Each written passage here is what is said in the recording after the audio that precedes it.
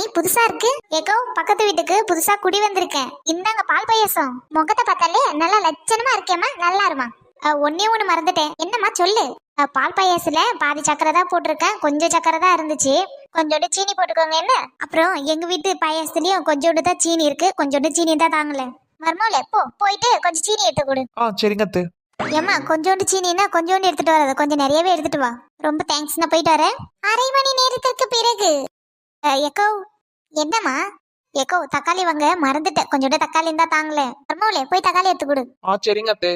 ஏமா 2-3 தக்காளி கொண்டு வந்துடாத, எங்க வீட்டுல 4 பேர் இருக்கும், ஒரு 5-6 தக்காளி கொண்டு வா.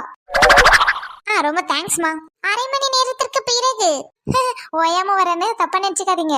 எங்க வீட்டுல தக்காளி சட்னி தொண்டையில இறங்க மாட்டேன், அதனால 2 தேங்காய் பார்த்து தேங்காய் கொடுங்க, தேங்காய் சட்னி வைக்கணும். என்னது வந்து 1 மணி நேரம் ஆகல, அதுக்குள்ள தேங்காய் இருக்கா, மாங்காய் இருக்கா, கொய்யாக்காய் இருக்கான்னு ஓசியில வந்து வாங்கி போறேன். நீ கொடுத்த பால் பாயாசம் அங்கதான் இருக்குது,